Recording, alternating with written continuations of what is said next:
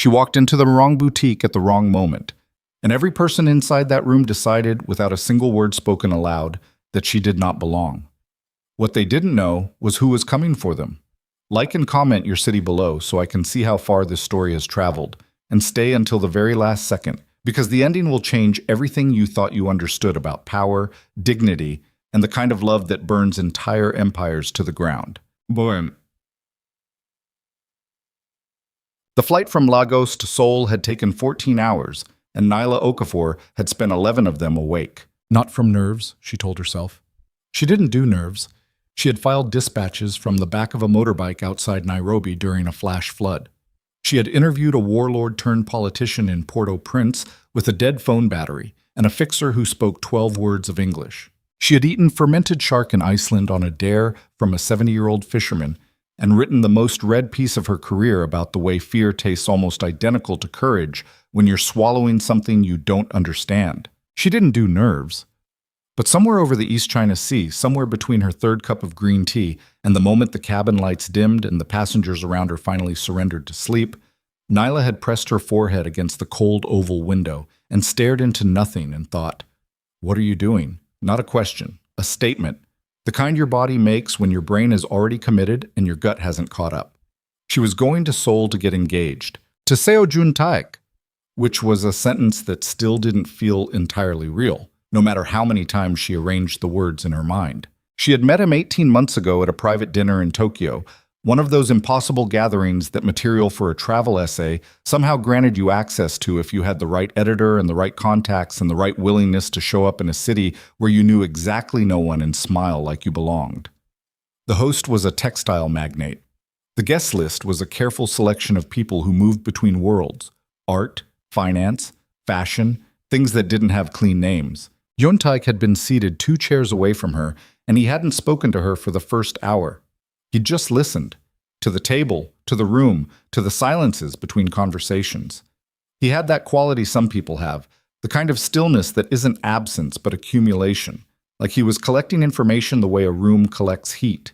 When he finally spoke to her, he didn't compliment her work or ask what she did for a living. He asked her what was the most honest thing she'd ever written. She had told him, and he had listened to the whole answer without interrupting, which was rarer than it should have been.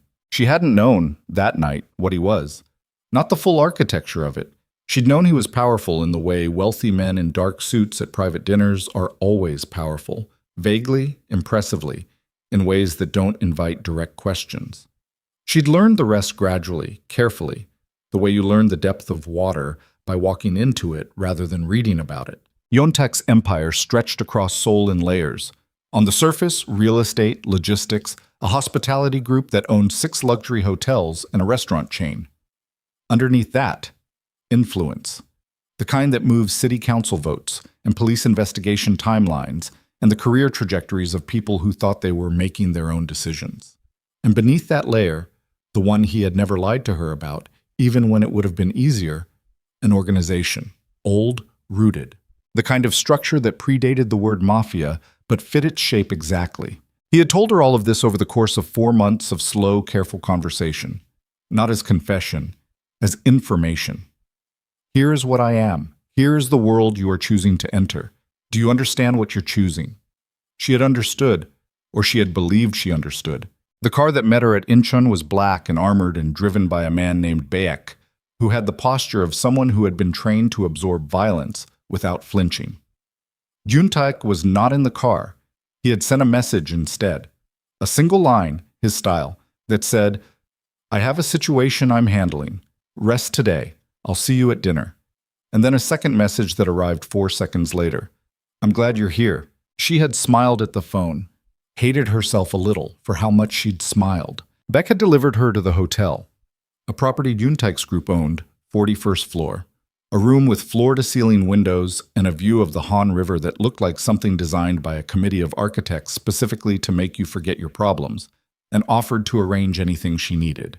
She had thanked him, unpacked a fraction of her bag, stood at the window for exactly 3 minutes, and then decided she was not going to sit in a hotel room for 6 hours waiting. She was in Seoul.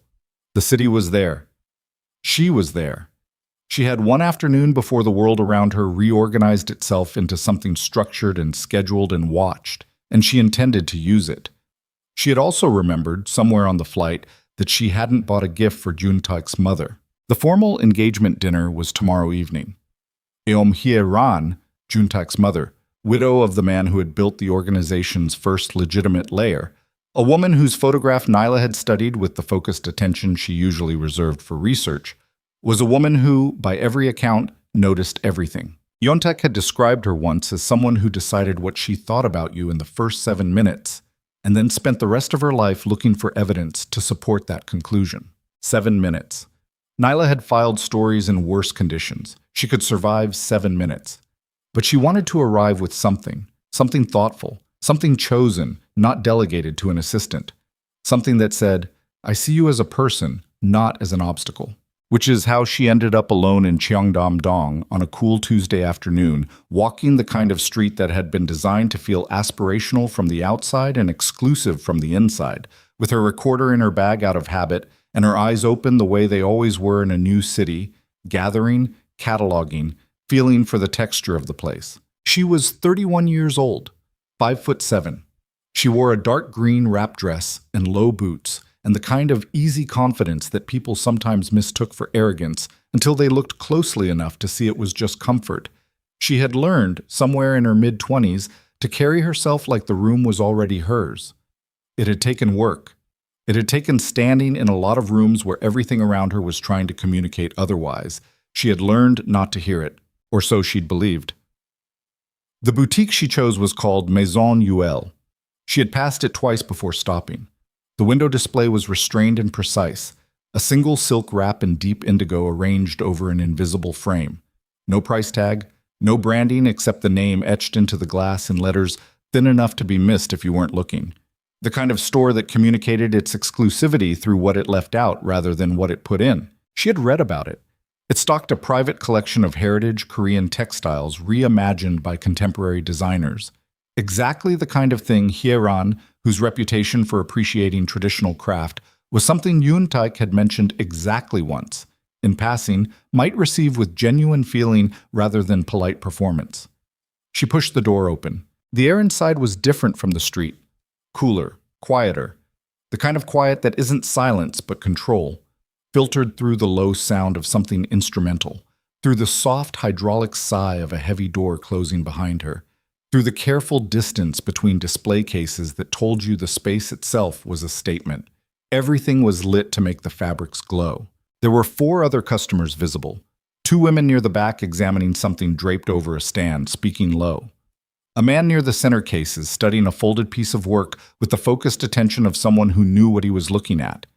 A younger woman near the entrance who glanced up from her phone when Nyla entered and then looked back down. 2 employees were visible. A young man behind the counter at the far end, and a woman in a dark structured blazer moving between the displays. Neither acknowledged her entrance. Nyla moved toward the center of the room. She wasn't in a hurry. She never shopped in a hurry. She had a way of looking at objects, unhurried, evaluative, the same way she read a place she was writing about, that sometimes made retail staff nervous because it didn't look like consumer behavior. It looked like judgment. She stopped at a display of wrapping cloths, pojagi, she recognized from the research she'd done on the flight. Traditional Korean wrapping fabrics with histories going back centuries, some of them pieced together from silk scraps in a patchwork technique that turned domestic thrift into something transcendent. These were contemporary versions, but made with real craft. She could see it in the seams and the color gradations, in the way the light caught the fabric differently depending on where she stood. She reached toward one, not to take it, just to feel the edge of it, the way you test whether a thing is real or performance. Please don't touch the display pieces. The voice came from behind her right shoulder, not raised, not warm. Nyla turned. The woman in the dark blazer had materialized at a distance of approximately 4 feet, close enough to have appeared quickly, but far enough to maintain a specific kind of social geometry, the geometry of management addressing a problem. She was Korean, early 40s, hair pulled back with architectural precision. Her name tag said Mine SEO Rin, boutique director. Nyla's hand was not touching anything. It had been approaching the edge of the fabric, still an inch or 2 away. but Seorin's eyes had tracked it like it had already made contact. "My apologies," Nyla said, even though she had nothing to apologize for. She said it automatically, the reflex of a woman who had learned to manage the temperature of rooms before deciding how to spend her energy. "I was just admiring the display pieces are for viewing only. If you'd like to examine a piece, we have samples available at the counter." A pause that lasted exactly long enough to mean something. "You'd need to let one of our staff know in advance what you're looking for." One of our staff. As though Nyla had walked in off the street without the basic capacity to communicate her needs. "Sure," Neela said. "I'm looking for something in the pojagi pieces. Heritage textile. Possibly as a gift." Seorin's expression didn't change. That was the thing about it. It wasn't hostile in any readable way. It was simply neutral in a manner that felt curated, like she'd practiced being the exact temperature that couldn't be called out. "Our pojagi collection is by appointment. We work with clients who have an established relationship with the boutique." Nyla looked at her. "Is the appointment to browse or to purchase?" A slight narrowing. "Not much. Enough." "Both. It's a private collection. There's no indication of that in the window display or at the entrance. It's communicated to our clients." "I'm not your client yet." Seorin let a moment pass. "We typically build client relationships over time. It's not something that happens in a single visit." It was elegant, Nyla thought. If you wanted to be generous, you could call it elegant. A system of exclusion that had been polished until it looked like policy. Nothing she could point to directly. Nothing that, in isolation, was definitively what it was. Just a series of small frictions, each one negligible, accumulating into a wall. She had felt this before. She had felt it in five-star hotels in Paris, where bellhops materialized around white guests with luggage and seemed not to see her standing with hers. In galleries in Manhattan, where staff tracked her browsing with the focused attention they reserved for people they'd already decided were risks. In airports, on planes, in restaurants, in rooms designed to make certain people feel welcome and others feel tolerated. She had a calibrated internal sensor for it. Not paranoia, just pattern recognition built from years of accumulating data points. She knew what this was. What was new was that she was deciding, in this moment, not to make it easy. "I'd like to see the collection," she said. "However that process works, I'm happy to follow whatever steps are necessary." Seorin's chin came up slightly. "We'd need to schedule a formal appointment. That would involve providing some background information about yourself, professional context, reference from a current client." What kind of professional context? The pause was half a second longer than it needed to be. "It's a standard process." "For everyone?" "For new inquiries." Nyla held her gaze. "The man at the center display, is he an existing client?" Seorin didn't follow her eyes to the man. "I'm not able to discuss our client relationships. I'm just trying to understand the process."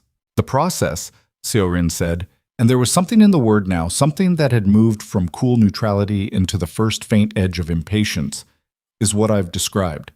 If you'd like to schedule an appointment, I can have our coordinator reach out with the details.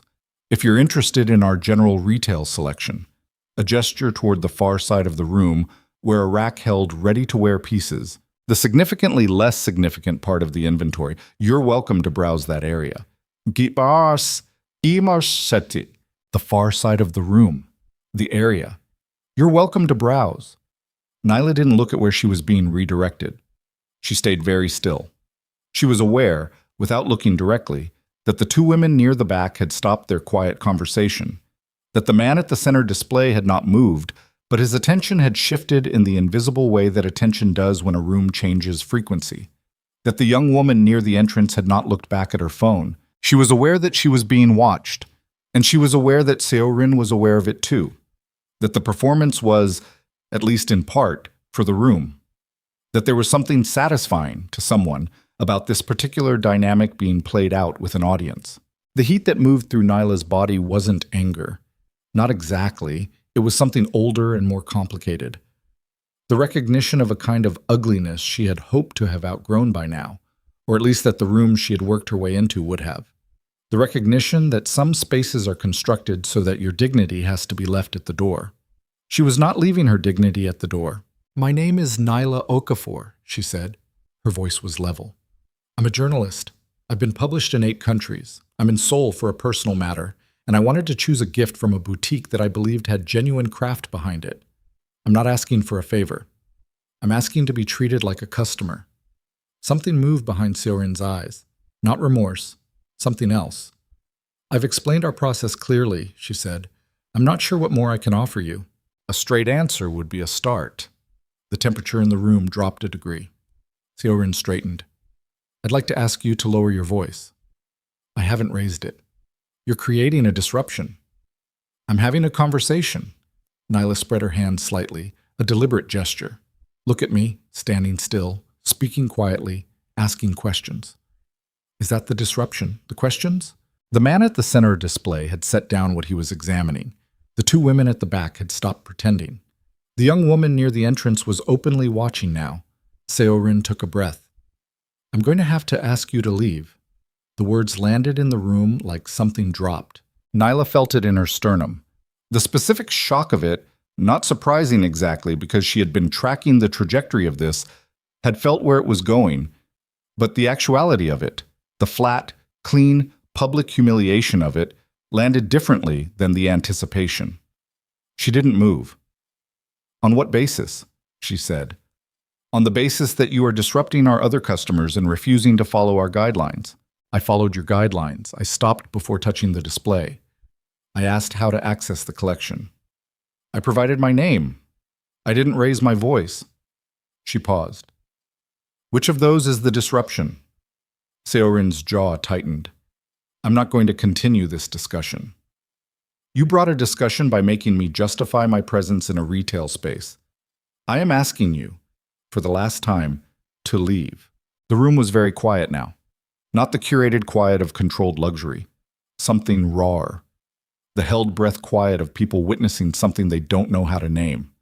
Nyla didn't leave. She stood in the center of the room, the physical center equidistant between the entrance and the back, and she stayed there with her hands easy at her sides and her chin level and her heart working hard behind her sternum in a way she was not going to let reach her face, and she waited. She was not going to make this easier by walking out. She was not going to give the room the comfort of her absence. Whatever was going to happen next was going to happen with her standing exactly where she was. Seorin reached for her earpiece, and that was when the metal shutters outside the boutique's glass frontage began to descend. Not just Maison UL. Nyla could hear it. The mechanical grinding of multiple shutters further than the immediate storefront, spreading outward through the mall complex like a sound rippling from a center point. She became aware, through the glass, of movement in the corridor. People stopping, looking around, the confused shuffle of a public space reacting to something unscheduled, something nobody had announced. The man at the center display took out his phone. One of the women at the back said something quiet and urgent to the other. Seorin had gone still. The color had not left her face. Something else had. Something more fundamental. The structured certainty she'd carried through the entire exchange had shifted. Not collapsed, but cracked. A hairline fracture that showed in the way her eyes moved from the descending shutters to the entrance and back again. Nyla watched her. Expecting someone? Nyla said quietly. Seorin didn't answer, but her hand, the one that had been reaching for her earpiece, had stopped moving. The shutters reached the ground. The corridor outside was now visible only through gaps. The bottoms of feet, hurried, moving away. The boutique's entrance had become a sealed glass face. Whatever was outside was being cordoned off, not by emergency procedure, not by fire protocol. Nyla had been in enough buildings in enough cities to know what those looked like, but by something deliberate, something that moved with the logic of an organization rather than an institution. The instrumental music that had been quietly filling the space reached the end of its loop. In the silence before it restarted, Nyla heard something she couldn't identify. Not footsteps, not voices, something quieter. The particular quality of a space being approached by people who had been trained to be heard only when they chose. Then the boutique door opened, not broken open, not forced. The lock disengaged, the hydraulic sigh of a mechanism responding to someone who had the code, or someone whose presence made codes irrelevant, and the door swung inward, and Seojun Tai walked into the room. He was wearing a black suit, no tie, collar open at the throat. She had seen him in boardrooms and at candlelit tables, and once, memorably, in the kitchen of a rented house in Jeju, in a t-shirt and bare feet cooking something with ginger at 2 in the morning, and she thought she had understood by now the full register of what he was. She hadn't understood this register. He moved the way she'd only seen people move when they had genuinely stopped being afraid of any room they entered. Not aggressive, not performed, just settled in a way that made the space around him reorganize itself, made the geometry of the room shift to accommodate the fact of him.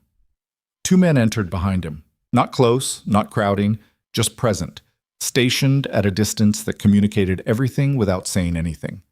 He stopped when he saw her. She saw it happen, the fraction of a second when everything else fell away, and it was just him looking at her, reading what had happened in the room the way she would read a scene she'd walked into, cataloging it with speed and precision, and something underneath the precision that was not professional at all. He looked at Seorin. Seorin's face had done something complicated. She seemed to be trying to decide whether to speak first, whether to explain, whether to perform some version of professional composure. She seemed to be realizing with a kind of terrible clarity that none of those options was going to help her. Seojun Tai crossed the room. He didn't go to Nyla. He went to the center display case, the Pojagi display, the private collection, and stood in front of it with his hands behind his back and studied the fabrics for a moment as though he were any customer, as though the room were not holding its breath, as though the shutters outside were not sealed. Then he turned to face the room. "I'm going to need everyone who works here," he said, his voice carrying without effort, "to stay where they are." It wasn't loud. It didn't need to be. He looked at Seorin, and the air between them was not empty. "Start talking," he said. Neela stood exactly where she had been standing when the shutters came down. The center of the room, her own ground, claimed by refusal. And she watched Seojun Tai look at the woman who had tried to remove her from it, and she felt something cold and clear move through her chest. Not relief. Not yet. Because there was something in Seorin's face, something beyond the fear, something older that was now cracking through the surface, that told Nyla this encounter had never been random, that the precision of the humiliation, the elegance of its construction, the way it had been calibrated to hit specific pressure points without leaving fingerprints, none of it had been spontaneous. And Yuntaik's expression, as he held Seorin's gaze, suggested he already knew that too. "Who sent you the instructions?" he said. Not a question. Seorin said nothing, but her eyes moved. Just for a fraction of a second, involuntary, the way eyes move toward a thing they're trying not to look at, toward her phone, sitting face down on the display counter to her left. Juntaik saw it. He nodded once, slowly, and the man on his left moved toward the counter without being told. Nyla watched the color leave Seorin's face entirely, and she understood, standing in the center of a sealed room in a boutique in Cheongdam-dong, on a Tuesday afternoon, 4 hours into her first day in Seoul, that she had just stepped into something that was going to be much larger than an unpleasant encounter in a luxury store. She had stepped into the edge of a war she hadn't known was already in progress, and whoever had fired the first shot had done it through her. So, the man on Juntaik's left was named Cha Sung-min, and he moved to the display counter the way water moves into a crack, quiet, inevitable, filling the space before anyone thought to block it. He picked up Seorin's phone with 2 fingers, turned it face up, and set it down in front of Juntaik without looking at it himself. Juntaik didn't look at it either. Not yet. He was still looking at Seorin. The boutique had gone the kind of still that Nyla associated with the seconds before weather. Not the absence of movement, but the suspension of it, everything gathered and waiting. The 2 women at the back of the room had pressed themselves against the display shelving without appearing to realize they'd done it. The man who had been examining the center display was standing with his hands visible at his sides, which Nyla suspected was a practiced posture. The instinctive posture of someone who understood that in rooms like this one had suddenly become visible hands communicated survival. Seorin was breathing. Nyla could see it. The shallow, controlled effort of someone working very hard to keep their chest from moving too much, trying to minimize the evidence of fear in the one place the body makes it impossible to hide completely. "I don't know what you think happened here," Seorin said. Her voice came out even. Nyla had to give her that. "I think," Juntaik said, That you were given specific instructions this morning. I think those instructions described a woman. I think they told you what she looked like, when she would arrive, and what to do when she did." He paused. A single beat. "Tell me what I'm wrong about." Seorin's jaw worked. "This is my boutique. I manage it according to, tell me what I'm wrong about." The repetition was quieter than the first time. That was what made it worse. Seorin looked at Nyla. It was the first time she had looked at her directly since Seojun Tai entered, and there was something in it, something that might have been calculation or might have been the beginning of something raw, before she looked away again. "I received a call," she said. The room exhaled without moving. "From who?" She stopped. Her eyes went somewhere private for a moment. Nyla watched the woman make the exact calculation she would have made in her position, the weight of what she was protecting against the weight of what was standing in front of her. "From a coordinator. I don't always deal directly." "A coordinator," Seojun Tai repeated. "Someone who arranges client preferences, special requests. It's not unusual for high-value clients to call ahead when they're expecting a situation." "A situation," Nyla said. Both of them looked at her. She hadn't planned to speak, but the word had come out before she filtered it because it was the word that had snagged. A situation, as though she were weather, as though she were an incident to be managed rather than a person who had walked through a door. "That's what they called it?" Nyla said. Her voice was level. She had made sure of that. Seorin didn't answer. "What were the instructions?" Seojun Tai said. "Specifically." A long pause. "The kind that isn't silence, but pressure." "To make her uncomfortable," Seorin said finally. "To make it clear she wasn't—" She stopped. "Finish it. That she wasn't the kind of client we serve." The words sat in the room. Nobody moved. Nyla felt them the way you feel something physical. Not the sting of them, she was past the initial sting, but the weight, the specific gravity of having it confirmed out loud in front of witnesses.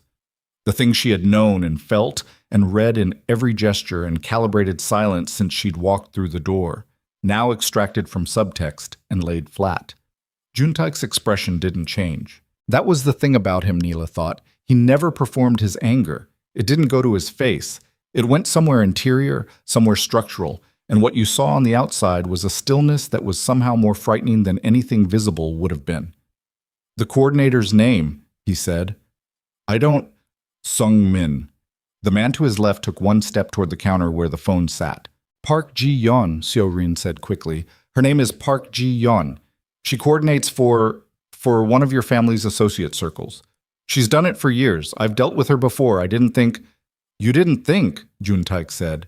And there was something in it now, something that had moved from neutral into a register below neutral, that targeting a woman I intend to marry was something that required more thought than it took to follow instructions from a coordinator. The word marry landed in the room differently than everything else had. Seorin's face changed. A genuine reaction, Nyla thought. Not performed, not calculated. The actual shock of someone who had been operating with incomplete information and had just been handed the piece that altered everything. "I wasn't told," she started. "No," Seojun Tai said. "You weren't. That was deliberate." He finally looked at the phone. He didn't pick it up. He looked at it for a moment with an expression Nyla couldn't read, and then he looked back at Seorin and said, "You're going to answer every question my associate asks. You're going to answer completely, and you're going to answer now. Whatever you are protecting by not answering immediately, I promise you it is worth considerably less than it was an hour ago." He turned then, not dismissing Seorin so much as ceasing to spend energy on her, the way you stop maintaining a fire you've already put out. And he came to Nyla. He stopped about 2 feet away. He looked at her the way he'd looked at her from across the room when he first entered, reading, assessing, moving through the surface of things to the structure beneath. She held his gaze without difficulty because she had been holding the gaze of difficult rooms for the last 40 minutes, and she was not going to stop now. "Are you all right?" he said. It wasn't tender. It wasn't the careful, softened question of someone managing an emotional situation. It was direct and quiet, and it meant exactly what it said. "I'm standing," she said. "That's not what I asked. It's the answer I have right now." Something moved through his expression, not quite a wince, something more interior than that. He nodded once, slowly, the way someone nods when they've heard a thing they understand but cannot fix in this moment. "We're going to leave," he said. "My car is at the side entrance. There's a lot I need to tell you, and I'm not telling it here." "Okay," she said. Then, "Seojun Tai." He waited. "I don't need you to tell me I was right." She kept her voice low enough that only he could hear it. "I knew I was right. What I need to know is how deep this goes." He held her eyes for a moment. "Deeper than this room. I figured. We'll talk in the car." She picked up her bag from where she had been standing. It had been there the whole time, on the floor by her feet, exactly where she'd set it when she first began to feel the room rearranging itself around her. And she walked with him toward the side entrance without looking back. She told herself she wasn't looking back because she didn't need to. She told herself it had nothing to do with not trusting what her face might do if she looked at Seorin again. The car was the same one from the airport. Bayek at the wheel, the interior dark and sealed. Seojun Tai's second associate, a woman Nyla hadn't noticed entering the boutique but who had apparently been present, took the front passenger seat and did not speak. The door closed and the sound of Seoul disappeared almost entirely. Nyla sat beside Seojun Tai in the back. Their legs were not touching. The distance between them felt loaded. "Park Ji-yeon," she said. "Yes." "Who is she to you?" He looked at the window for a moment. The city moved past in bright segments. Storefronts, pedestrians, the tilted light of an afternoon heading toward evening. "Her family is old connected to mine," he said. "Her father worked with my father for 20 years. When my father died, the relationship continued. She manages social coordination for certain circles, events, arrangements, the invisible logistics of keeping peace between factions. And she decided to use that position to set me up. She decided that my engagement is a political event," he said, "which, in my world, it is. She has a daughter, 24. She has been positioning that daughter for the last 3 years as a candidate for—" He stopped. "For exactly what you are now." Nyla absorbed this. So it wasn't personal. It was entirely personal. It was just also strategic. She turned to look at him. "And you didn't know." He met her eyes. "No. You have an intelligence network that told you something was happening to me today, in real time. But you didn't know your associate was planning something before you arrived in Seoul?" It wasn't an accusation. It was a question, a careful one. He recognized it as such. "My network picked up on the boutique situation through a contact who saw the call being made to Seorin this morning and flagged it late. The prearrangement, the call, the instruction, that happened in a channel I wasn't monitoring." A pause. "I should have been monitoring it." She heard something in that, not the words, but the frequency underneath them. The specific tone of a person who had just identified a structural failure in something they'd believed was reliable. "Are there others?" she said. "In your associate circles, people who are positioned the way Ji-yeon is." He looked at her for a long moment. "Nyla, don't tell me it's complicated. It is complicated." "I know it's complicated. I'm asking you anyway." Another long moment, then, "Yes, there are others." She looked at her hands in her lap. They were steady. She was glad about that. "Seojun Tai." She kept her eyes on her hands. "I need you to understand something. I'm not angry at you. I want to be careful about that. I'm not angry at you for this, because you didn't orchestrate it. But I am telling you, right now, that I am not going to spend the next chapter of my life not knowing the shape of what I'm walking into. I can handle difficult things. I have handled difficult things. What I cannot handle is being protected from information I need to protect myself." He said nothing. She looked up at him. "So I need you to decide right now whether you're going to actually tell me the truth about your world, not the version you think I can absorb, not the edited version, the real one." The car made a turn. The light shifted. Seojun Tai said, "If I tell you the real version, there's no going back to not knowing it." "I'm aware. I mean it practically. The things I would tell you, knowing them changes your position. It changes what certain people are willing to do to you." She held his gaze. "Then we'd better make sure certain people understand that doing things to me comes with a cost." Something changed in his face. Not softened. Seojun Tai's face didn't soften exactly, but something in it settled. like a decision being made at a level below the one where decisions are usually visible. "All right," he said. "Start with Ji-yeon." He did. Park Ji-yeon lived in a penthouse apartment in Gangnam that she had purchased herself with the proceeds of 20 years of careful social architecture. She was 51 years old, had been widowed at 40, and had spent the decade since converting grief into influence with the focused efficiency of someone who had always been better at systems than feelings. She collected relationships the way other people collected art. For beauty, yes, but primarily for value, for what they could be exchanged for at the right moment. Yontaik had known her since he was 19 years old. She had been at his father's table, at his mother's birthday dinners, at the funerals and weddings and private negotiations that constituted the interior calendar of the organization's social world. She had useful daughters and useful contacts and a reliable memory for favors.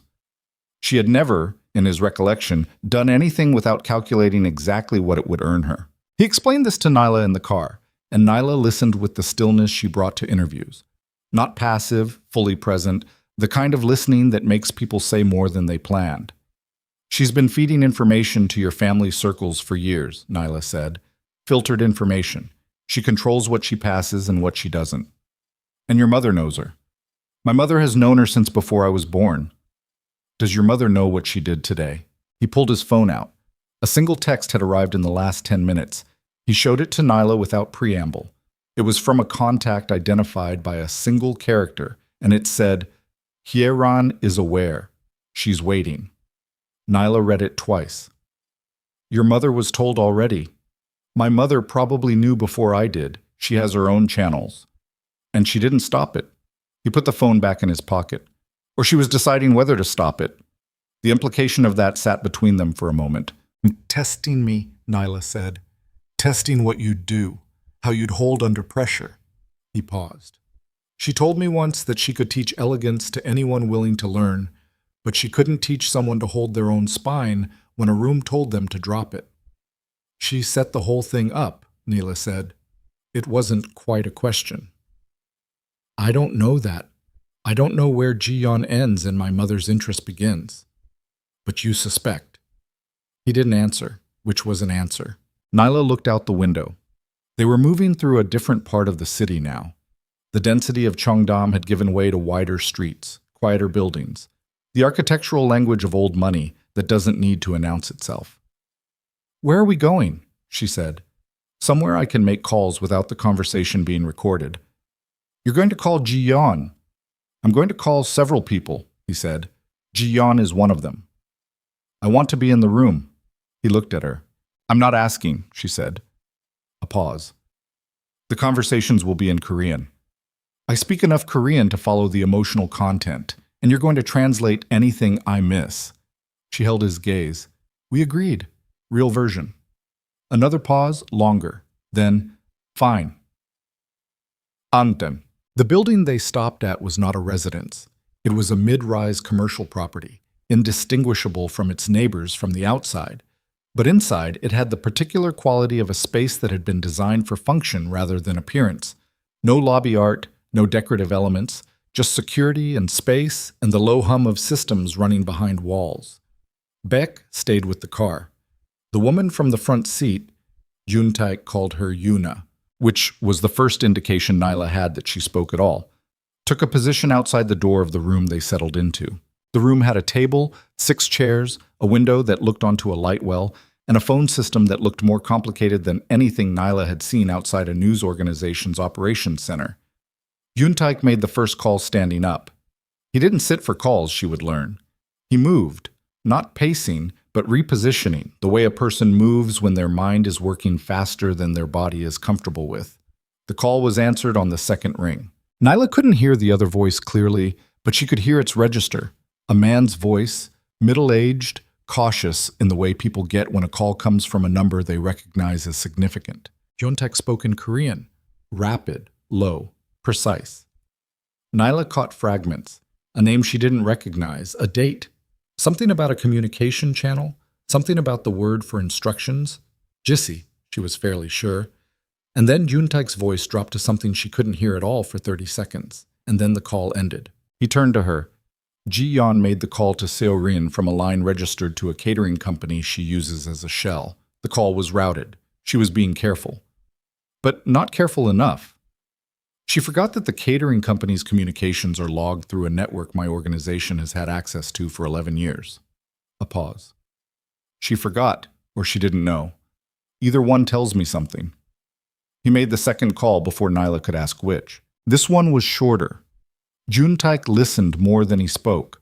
When he hung up, he said without preamble, Ji-yeon has left her apartment. Her car was logged leaving the building 40 minutes ago. She ran. She anticipated. She knew you'd find out. She knew eventually. She may have hoped eventually was further away. He set the phone down and looked at Nyla. There's a dinner tomorrow evening, my family's formal gathering to mark the engagement. Ji-yeon was on the guest list. And now? She won't attend, but her absence will be noticed, and everyone who notices it will understand what the absence means. He paused, which creates a problem. Nyla waited. In my world, when someone makes a move against my household and the consequence is visible, public, it establishes precedent. It tells other people in my circles what the cost of that kind of move is. He looked at her steadily. But it also means Ji-yeon has nothing left to lose, which makes her more dangerous, not less. The room felt smaller than it had 5 minutes ago. What does she do with nothing to lose? Nyla said. She talks, he said, to people who would benefit from information about my organization, about my private life, about vulnerabilities, about me, about you specifically, yes. Nyla sat with that. She felt the specific fatigue of it. Not the physical fatigue of a 14-hour flight and an afternoon of sustained adrenaline, though she felt that too, behind everything else like a low note. The other fatigue, the one that came from understanding that you had walked into a situation that was not going to resolve neatly, that was in fact going to expand rather than contract, that the boutique had been an entrance rather than an incident. Seojun Tai, she said, is there anything about my background, anything in my professional history, my personal life, anything I've written, that Ji-yeon or anyone she talks to could use against me? He didn't flinch from the question. I don't know. That depends on what's there. I'm asking because you should know there are things there. I'm not a simple person to attach to. I have written things that made governments uncomfortable. I have been in places that, taken out of context, could be made to look like things they weren't. She held his gaze. I'm telling you so that if it comes up, you hear it from me first. He was quiet for a moment. Tell me. She did. Not everything, not the full archive of a decade of work in complicated places, but the pieces she knew could cut. The piece she'd written embedded with a militia in West Africa that her editor had held for 6 months because of the legal exposure. The relationship she'd had briefly with a diplomat whose name she'd protected when his government changed. The source she'd never named who was now, as far as she could tell, dead.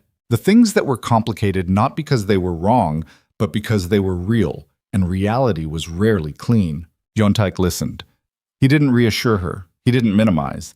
He asked 2 specific questions, and when she answered them, he nodded, and his expression stayed level, and she found herself breathing a little easier because of it. Because there was something in being listened to without flinching that made the weight of a thing more bearable. When she finished, the room was quiet for a moment. Okay, he said. Okay, she said. What does that mean? It means I have the shape of it now. He looked at the phone. And I have 2 hours before the people I need to talk to tonight expect to hear from me. What people? People who can determine how far Ji-yeon has gotten and who she's talked to. He paused. And people who can make sure that whatever she says lands in a context that makes it useless. Nyla studied him. You mean people who can manage the narrative? In my world, narrative is infrastructure. In mine too, she said. Something close to almost a smile moved through his expression. I know. His phone buzzed on the table. He looked at it. The almost a smile went away. He turned the screen to face her. It was a photograph. Someone had sent it through a channel she didn't recognize. Not his personal number, something else, a routing she couldn't read. The photograph was of her. Taken today. From inside the boutique. Her standing in the center of the room, face clear and readable, the moment just before the shutters came down. Whoever had taken it had been positioned near the entrance, at an angle that caught both her and the display cases and the indirect evidence of the confrontation. It was a good photograph, technically. Sharp, well-framed, the kind of image that told a story the instant you looked at it, even if you didn't know what the story was. She looked up from it. Who sent that? Unknown number. He paused. Routed through 3 different originating points, none of them clean. What's the message? He showed her the full screen. Below the photograph, 4 words. She's not ready yet. The temperature in the room seemed to drop several degrees. Nyla looked at the words for a long moment. Not the photograph now, just the words, the grammar of them, the specific choice of yet rather than anything final, the implication that this was not a conclusion but an ongoing assessment. Ji-yeon, she said, or someone Ji-yeon is working with. He set the phone down. His voice was even, but his jaw had tightened. The photograph means someone was in that boutique for a reason beyond shopping. A plant? Yes.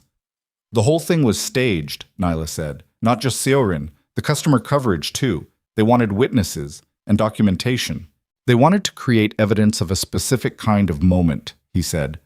A moment that could be presented to my family, to my mother, as proof that you weren't suited for this world, that you couldn't hold under pressure. Nyla looked at the photograph again, at herself, at the way she was standing, back straight, hands still, chin level, looking directly at something outside the frame, looking at Seorin, looking exactly the way she had felt in that moment, unwilling to move, unwilling to give the room what it was demanding.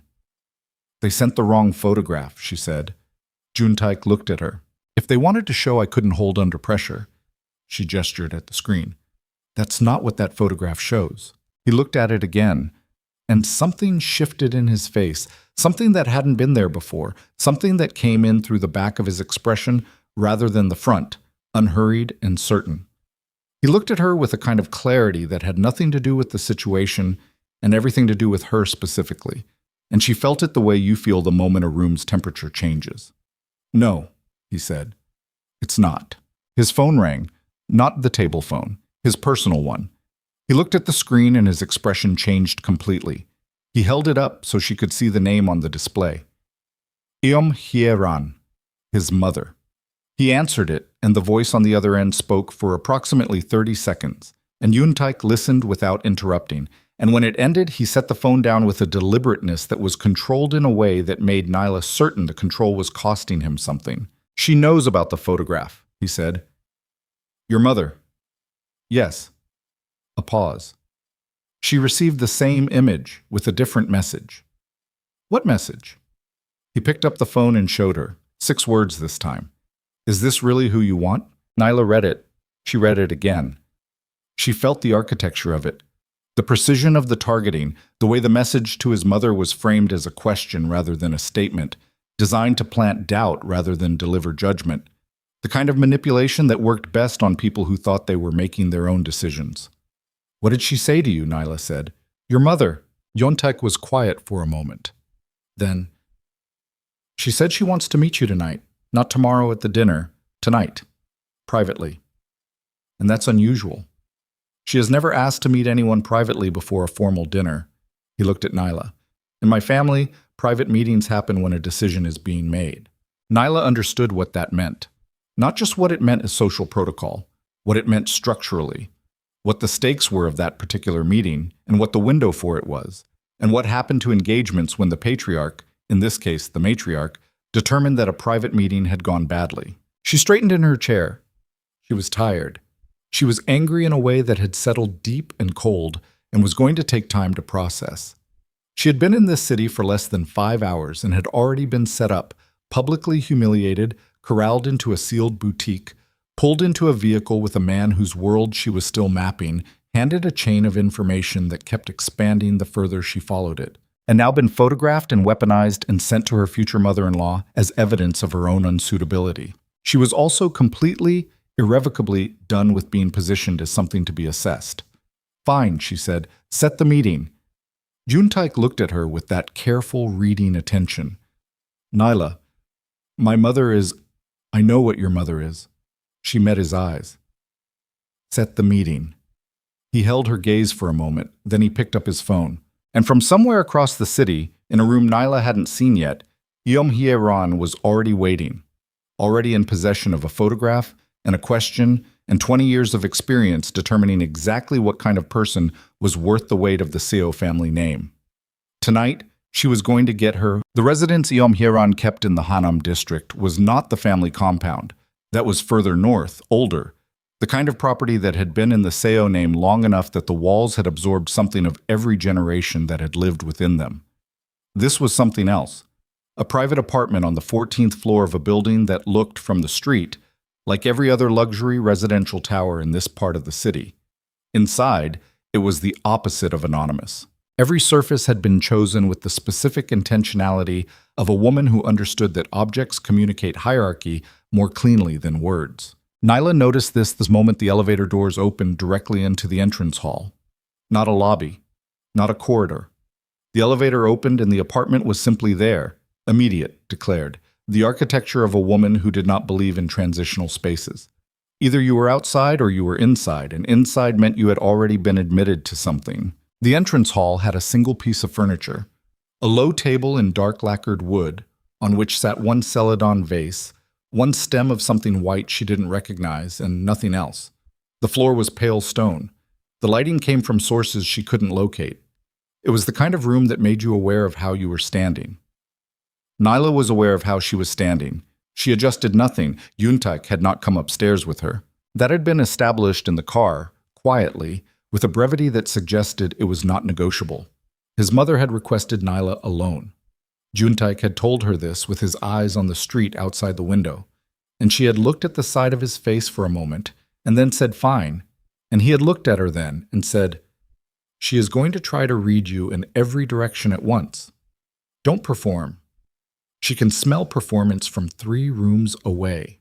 And then the car had stopped and Beck had opened the door and Yuna had escorted her to the elevator and pressed the button and stepped back out. So Nyla stood alone in the entrance hall of Hye-ran's private apartment and waited. She waited exactly long enough to be reminded that she was waiting. That was the point of it. She cataloged the room instead. The journalist's reflex, the instinct to transform unfamiliar spaces into information. The vase was genuine, probably old. The floor had been cleaned recently enough that the stone still held a faint coolness. The white flower was a gardenia. The silence had the quality of a silence that was maintained rather than natural. A woman appeared from a corridor to the left, not Hye-ran, a household assistant, young, dressed simply, expression neutral in the professional way of people trained to be present without being visible. She said something in Korean, and Nyla caught please, and this way, and follow, and she followed. The corridor opened into a sitting room. Hye-ran was standing at the window. She was 70 years old. Nyla had seen photographs, had studied them with the attention she gave to subjects she was going to write about, but photographs had not captured the particular quality of her presence. She was not large. She was not imposing in any conventional physical sense. She was slim and straight in a way that suggested the straightness was chosen rather than natural. A posture maintained over decades until it became the body's default. Her hair was silver, worn simply. She wore a charcoal hanbok and a cut so precise it looked architectural. She was looking out the window when Nyla entered. She didn't turn immediately. Nyla stopped in the center of the room and waited. When Hye-ran turned, she did it slowly, with the full weight of her attention arriving in stages. Her eyes were dark and very still. She studied Nyla the way Nyla had studied the vase in the entrance hall, cataloging, assessing, without the social performance of pretending not to. "You're taller than your photographs," she said. Her English was precise, slightly formal. The English of someone who had learned it at a point when learning it required effort and had maintained it since through active use rather than immersion. "Most people are," Nyla said. A pause. "Sit down." It wasn't rude. It was simply a sentence that didn't include please and didn't need to. Nyla sat. The chair she chose was the one that faced the window directly. Not the chair angled toward where Hye-ran had been standing. Not the seat that would have placed her slightly to the side, at a mild conversational disadvantage. The one that put her facing the light. Hye-ran noticed. A small thing moved through her expression. She sat across from Nyla and set her hands in her lap, and looked at her for a moment without speaking. "You were in my son's boutique today," she said finally. "It's not his boutique, but I was there." Another small movement, not displeasure, something more evaluative than that. "Tell me what happened." "I think you already know what happened." "I know the facts," Hieran said. "I'm asking you to tell me." Nyla looked at her. She understood the request. It was not a request for information. It was a request for performance, for the version of the story that revealed how Nyla understood her own position, how she framed herself within it, whether she led with grievance or with composure or with strategy. Every word she chose would be data. So she told it the way she wrote, without softening and without inflation.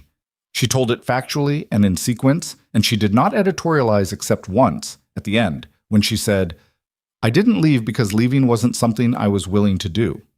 Hieran was quiet for a moment. "Why not?" "Because leaving would have been the answer to a question I refused to accept as a legitimate question." Hieran looked at her for a long moment. "The photograph," she said. "The one that was sent to me." "Yes." "Who do you think sent it? Park Ji-yeon or someone working with her? And what do you understand about why?" Nyla looked at her steadily. "I understand that someone in your son's circles is attempting to demonstrate that I'm unsuitable. I understand that the boutique incident was designed to create a specific kind of evidence of a woman who breaks under social pressure or who causes scenes or who doesn't understand the environment she's entering. I understand that the photograph was sent to you specifically because your opinion carries the most weight in this decision." Hieran said nothing. "And I understand," Nyla said, "that there is a possibility you were aware that something like this was being arranged before it happened." The room went very still. Hieran's hands in her lap did not move. Her expression did not change. But something in the quality of the air between them shifted, compressed, like the moment before a pressure change in weather. "You're accusing me of something," Hieran said. "I'm telling you what I understand." Nyla kept her voice level. "I'm not accusing you of anything. I'm telling you I'm not going to pretend I haven't thought it." A long pause, longer than any previous one. Then Hieran said, "My son told you to be honest." "My son told me to be honest," Nyla said. "I was already planning to be." Something happened in Hieran's face that Nyla couldn't immediately categorize. It lasted less than a second. A fractional shift in the architecture of her expression, there and gone, like a window opening and closing before you could look through it. "I knew Ji-yeon was planning something," Hieran said. The words fell into the room without ceremony. Nyla held herself very still. "I did not know what specifically," Hieran continued. "I knew she was moving. I have known Ji-yeon for 30 years. I know what her movements look like." She paused. "I decided to wait and see what she would do." "You let it happen." "I let her act, yes. To test me." The pause was a single beat. "To see what you would do." Nyla felt it move through her. Not anger, not exactly, though anger was there underneath it. Something more complicated than anger. The specific feeling of having your dignity instrumentalized by someone who had decided, before you ever walked into a room, that you were a variable in an experiment rather than a person with standing. "And what did you see?" Nyla said. Her voice came out quieter than she intended, which was perhaps more honest than what she intended. Hieran looked at her for a long moment. "I saw the photograph." "That's not an answer."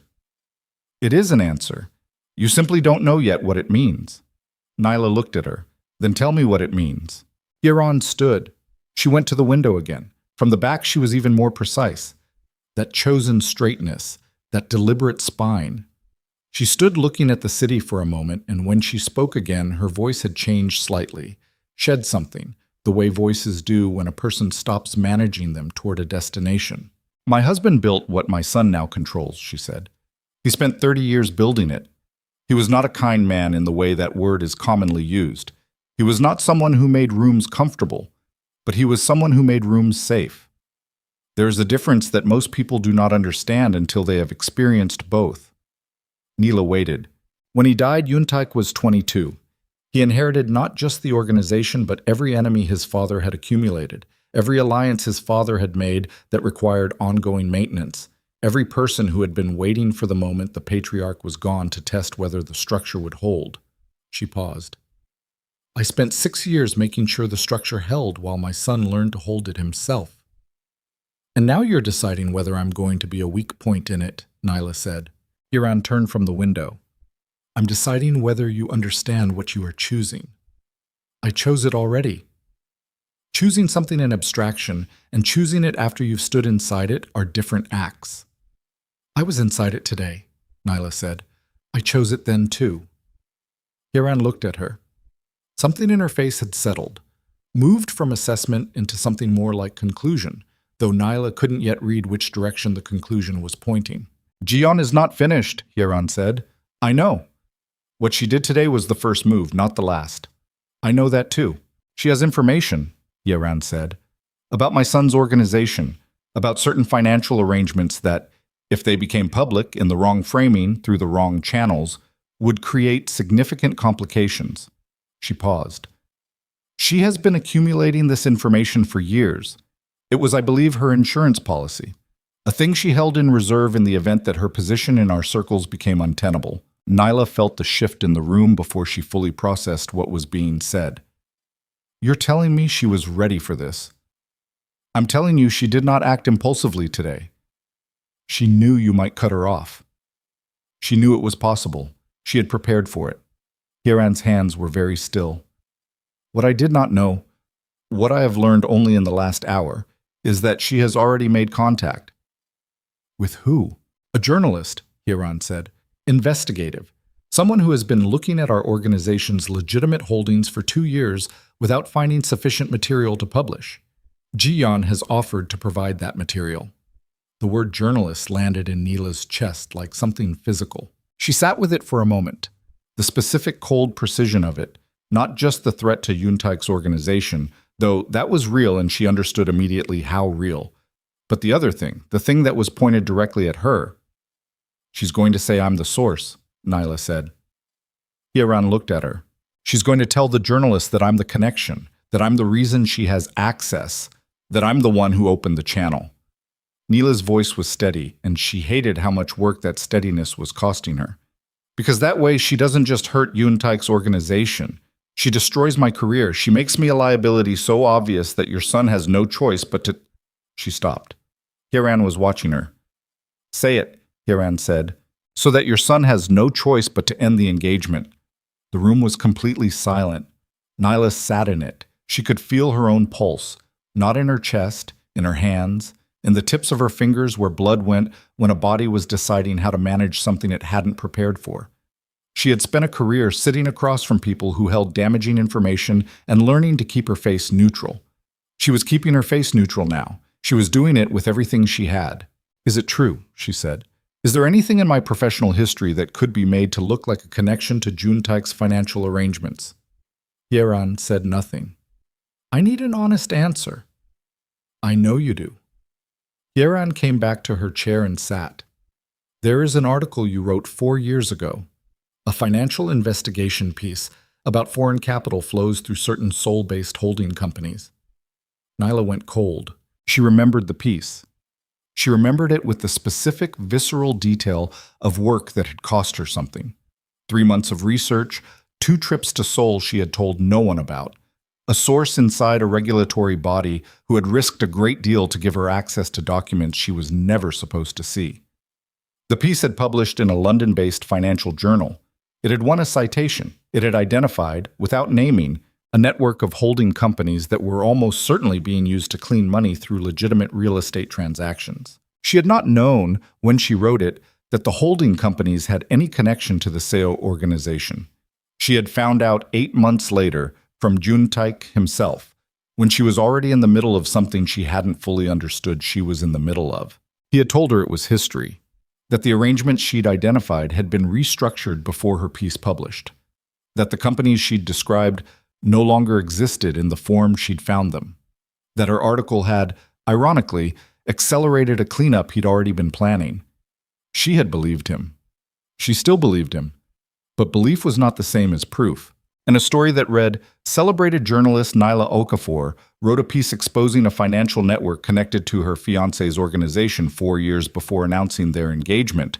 That story didn't need to be true to be damaging. It needed to be plausible. It needed to be structured so that every denial sounded like confirmation. Ji-yeon had not found a weak point. Ji-yeon had found the seam where Nyla's two worlds intersected, and she was pressing on it with everything she had. "Does Juntaik know," Nyla said, "about what Ji-yeon has given the journalist?" "Not yet. But about the article. About the connection." "Yes," Hye-ran said. "He told me when he decided to pursue this engagement seriously. He told me because he knew I would find it eventually, and he preferred I hear it from him." A pause. "He said you didn't know what you had found." "I didn't. I believe you. That's not the problem." "No," Hye-ran said. "It is not." Nyla stood. She needed to be vertical. She moved to the window. Not the same window Hye-ran had stood at, the other one facing a different angle of the city. And she looked out at Seoul in the early evening, and she felt the architecture of her situation with a clarity that was almost physical, every piece of it, the boutique as a distraction, the photograph as documentation, the journalist contact as the actual weapon, her own article as the ammunition. Not a test, a trap. And she had been walking into it since the moment she landed.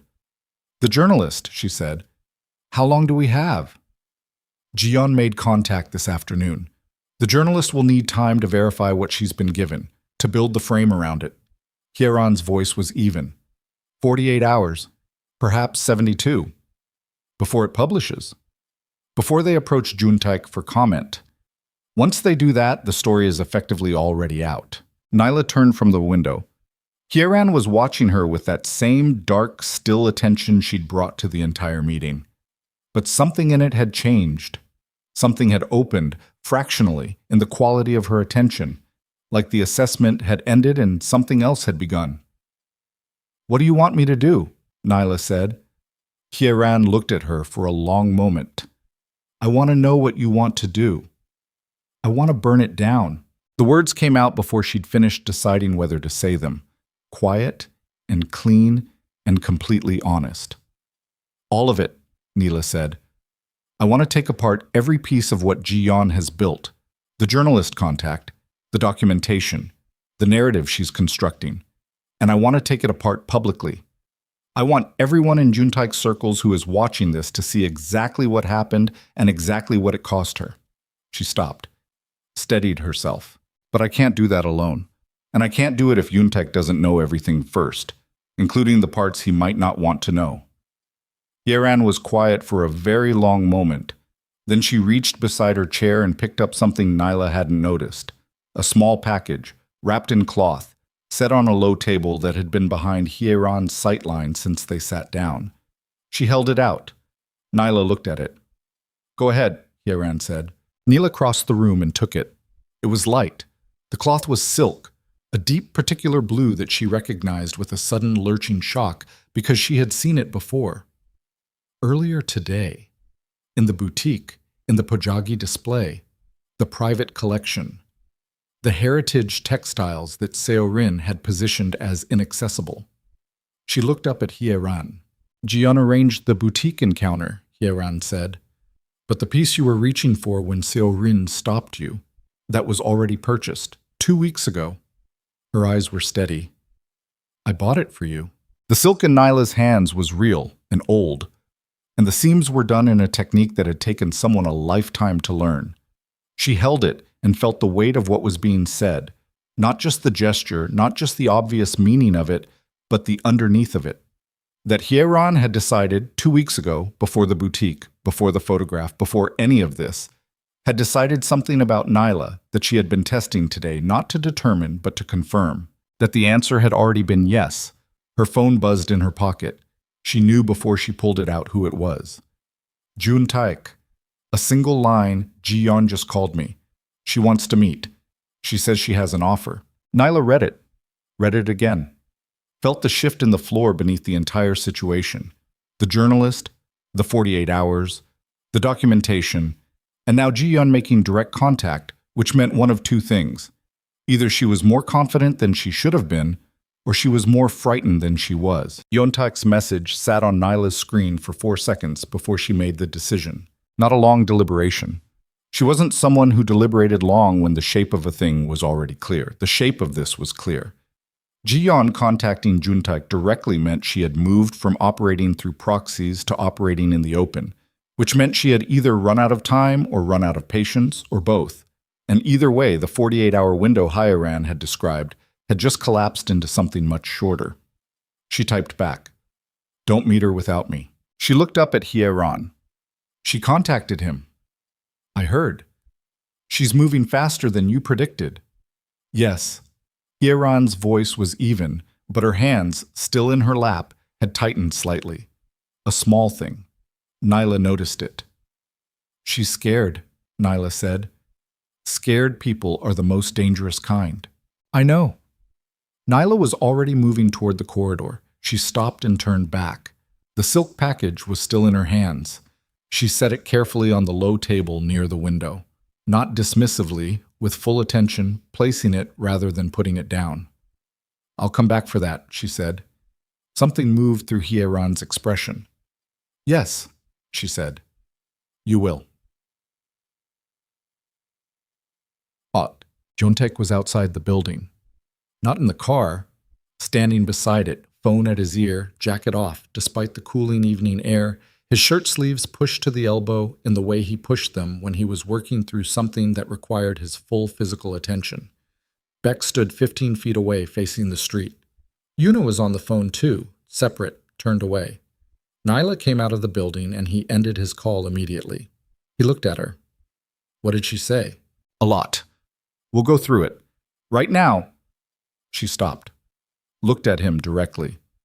"Ji-yeon has given material to a journalist, an investigative journalist who's been looking at your organization's holdings. She's framed it around my article, the one I wrote 4 years ago." She watched him process it. She watched him find the connection, trace it, understand the geometry of it. His jaw tightened. "She's saying you're the source." "She's going to say I was always the source, that the article was access, that this engagement was built on a back channel that's been open for years." Neela kept her voice flat and clear. "She doesn't need it to be true. She needs it to be printable." "Who's the journalist?" "Your mother didn't give me a name." He was already on the phone before she finished the sentence. A short exchange, Korean, rapid. He hung up. "Sungmin is running it," he said. "How long?" "An hour, maybe less." He looked at her. "Ji-yeon wants to meet in Yoido." She named a restaurant, public space. She's being smart. She's being careful. Public meeting means no one can do anything she doesn't want done, or she thinks that. Nyla looked at the street. The city was doing what cities do at this hour. Shifting registers, the daytime commerce giving way to evening density, the light changing quality. She felt the tiredness in her legs now, in her lower back, the accumulated weight of a day that had started on an airplane and moved through more territory than most people covered in a month. She pushed it down. What does she want? She didn't say specifically. She said she has a proposal. "She wants out," Neela said. "She knows she moved too fast and now she wants a door. She's offering the journalist contact in exchange for something. Her position in my circles, or protection, or money, or all three." Nyla looked at him. "What are you going to give her?" Juntaik looked back at her for a moment. Something moved through his expression, not uncertainty, something more controlled than that. A decision being weighed. "Nothing," he said. "She gets nothing. Then we need to have already handled the journalist before we sit across from her." "Yes." "Can you do that in an hour?" "I need 40 minutes. Then make the calls." He made them in the car. Nyla sat beside him and listened to the architecture of his world operating at full speed, and what struck her, what she cataloged with the part of her brain that never stopped being a journalist, even when the rest of her was doing something else entirely, was how efficient it was. No wasted language, no performance. He spoke to 5 different people in 40 minutes, and each call lasted between 90 seconds and 4 minutes, and each one accomplished something specific. She understood perhaps 60% of what was said, and the 40% she didn't understand she could follow from tone, from the pauses, from the way his breathing changed between calls. The journalist's name, she gathered, was Kwon Won. He wrote for a financial publication that operated out of Hong Kong with a Seoul bureau.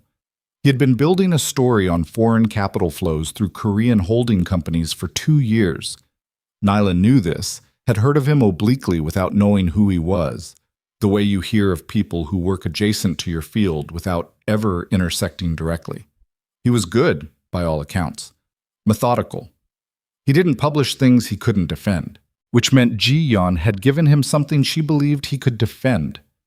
The third call Seojun Tai made lasted 4 minutes and 12 seconds, and when it ended, something in his posture shifted. He turned to Nyla. "Kwon has the article," he said. Ji-yeon provided him with a PDF of the original draft, pre-publication edits. Nyla felt something cold move through her. That's not possible. She had access to someone at the journal, a production contact. He paused. The draft has margin notes, research annotations, location references. Seoul references, Nyla said. Not a question. 3 of them, cross-referenced with dates. She sat with that. The pre-publication draft, the working document with all the research architecture still visible, all the travel dates, all the source indicators she'd removed from the final version because they were too identifying, in the hands of a journalist who was already building a story about the intersection of her professional work and Seojun Tai's financial history. "The dates," she said. "What do they show? 2 of your Seoul trips overlap with periods when certain holding companies were actively restructuring. That's coincidence. On paper, it looks like coordination." She pressed her fingers to her mouth for a moment. Not from shock, she was past shock, but from the sheer mechanical precision of it, the craftsmanship of what Ji-yeon had constructed. She had to give it that much. It was elegantly done, every piece plausibly deniable individually, devastating in aggregate. "Can you reach Kwon directly?" she said. "Already arranged. He'll take a call." "Then I need to be the one who calls him." Seojun Tai looked at her. "I know how he thinks," she said. "I know how journalists in his position think because I'm a journalist in his position. He has a source who gave him a story. He has documentation. He needs one more thing before he can publish. He needs the subject's response. Right now, I am the subject." She held Seojun Tai's gaze. "If you call him, it becomes a story about an organization applying pressure to suppress a story. If I call him, it becomes a colleague conversation. I can find out how far along he is and what specifically he has, and whether there's a version of this that doesn't require what?" She stopped. "That doesn't require me to burn my own credibility to put out his fire." The car was quiet for a moment. "Nyla." "I know what I'm offering," she said. Don't tell me you know better than I do what it costs." He held her gaze for a long moment. Then he handed her his phone. Not her own phone, his, with a number already pulled up and ready. "Speaker," she said. "No." "Seojun Tai, you need to talk to him like a colleague," he said quietly. "You can't do that on speaker in a car with me sitting next to you. You know that." She did know that. She took the phone. Kwon Dae-won answered on the 3rd ring with the careful, neutral greeting of a journalist who had been told to expect a call and had prepared to be unreadable. "Kwon speaking. My name is Nyla Okafor." She kept her voice professional and unhurried. "I'm the author of the piece you've been looking at." A pause. 2 seconds. "Ms. Okafor, I wasn't expecting—" "I know, but I think we should talk before you go any further with what you've been given." She paused just long enough. "Because whoever gave it to you has a specific agenda, and I want to make sure you understand what that agenda is before you make a decision you can't walk back from." Another pause. Longer. She could hear him adjusting, the sound of a careful person recalibrating. "I'm listening," he said. "The draft you have was accessed through a production contact at my journal. That access was obtained specifically to give you documents with visible research annotations that could be interpreted to support a narrative that doesn't reflect what actually happened." She kept her voice level, even. The voice of someone reporting facts. "The dates that appear significant, I can account for every one of them. I have source correspondence, expense receipts, editorial communications. Every Seoul trip in that research period has a documented journalistic purpose that has nothing to do with anyone named Seo." Silence on the line. "The question you need to ask yourself," she said, "is why your source waited until 48 hours before a public engagement announcement to bring you this material. If she believed it was legitimate, she had 2 years to bring it to you while you were already looking at these companies. Why now? What changed in the last 12 hours that made this suddenly urgent? She could hear him breathing. She could hear him thinking, which was a different sound. "I'm not going to tell you not to pursue this," she said. "That's not what this call is. I'm telling you that if you publish a story implying I was a source for the organization I was investigating, you will be publishing a story that is demonstrably false, and the person who told it to you will have used your credibility to execute a personal attack that has nothing to do with journalism." She stopped. "I know you've been working on this for 2 years. I know that's a long time to be patient. I'm asking you to be patient for 48 more hours while I give you access to documentation that will tell you what actually happened." A very long pause. "What kind of documentation?" he said. "The kind that's more interesting than what you've been given," she said. "A story about a source lying to a journalist to destroy a competitor's engagement is a better story than the one she handed you. And it's one you can actually publish without a libel exposure." She could hear him deciding. She had interviewed enough people to know the sound of a decision being made in real time. 48 hours, he said. 48 hours. And you'll provide documentation directly. Directly. No intermediaries. Another pause. "All right." She ended the call and handed the phone back to Seojun Tai without looking at him. She looked out the window. Her hands were steady. She was deeply proud of that. "Well," Seojun Tai said. "Don't," she said. He was quiet for a moment, then. "You bought us time. I bought us 48 hours and an expectation I have to meet." She turned to look at him. "Which means I actually need the documentation I just told him I had. I can get you everything on the holding company restructuring, dates, legal records, the full paper trail of the cleanup before your piece published. I also need my own research files, my actual source correspondence from that period. I have it archived. I never delete working files. I need access to my system from here. Sungmin can arrange remote access within the hour. And I need something else." She looked at him steadily. "I need you to tell me if there is anything at all, in the overlap period between my Seoul trips and your company restructuring that could look like contact even if it wasn't. Because I'm about to build a defense, and I need to know if there's a crack in the floor before I stand on it." He held her gaze. "There is one thing. The air in the car changed.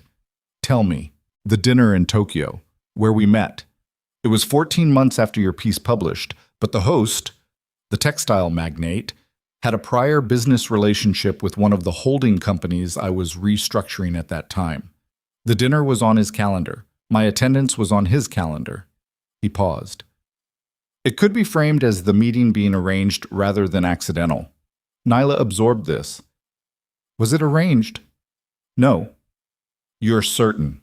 "I didn't know you existed until I sat 2 chairs away from you." She believed him. That was the complicated thing. She believed him, but belief wasn't going to matter to a journalist looking at a calendar with 2 names on it at a dinner hosted by someone with documented financial connections to a restructuring timeline. "Ji-yeon knows about the textile magnate," she said. "Almost certainly." She gave Kwon the article. "If she has the dinner on record too, she'll have held it back," he said, "for the meeting tonight. It's her last piece, the thing she saves for when she needs to close." Nyla looked at the city passing outside. They were getting close to Yoido. She could feel the route changing, the density of the Han River district replacing the residential streets. Her stomach had the particular tightness of someone approaching a thing they've been moving toward for hours, the moment when the distance runs out. "She's going to put it on the table tonight," Nyla said. "The dinner? The host connection? She's going to tell you she can give Kwon that piece on top of what he already has, and she's going to offer to hold it back if you give her what she wants." "Yes." "What does she actually want, Seojun Tai?" He was quiet for a moment. Outside, the river appeared, dark and wide and moving with a slowness that made it look permanent. "Her daughter," he said. "She wants her daughter positioned within the next tier of my organization's social structure. Not the underground layer, the legitimate side. Hospitality, events, the public-facing network. She wants her in a place where she has access to the right rooms and the right conversations." He paused. "She wants what she was trying to arrange before you came into the picture, just without the marriage attached. She wants a consolation arrangement. She wants to not have lost." Nyla thought about that. about the specific psychology of a woman who had spent 3 decades building social infrastructure and was now watching it become unstable because a variable she hadn't accounted for had walked through a boutique door and refused to leave. The car stopped. The restaurant Ji-yeon had chosen was a ground floor space in a commercial building near the river. Visible from the street through large windows, well lit, busy enough at this hour to provide cover without providing privacy. Tables were visible from outside.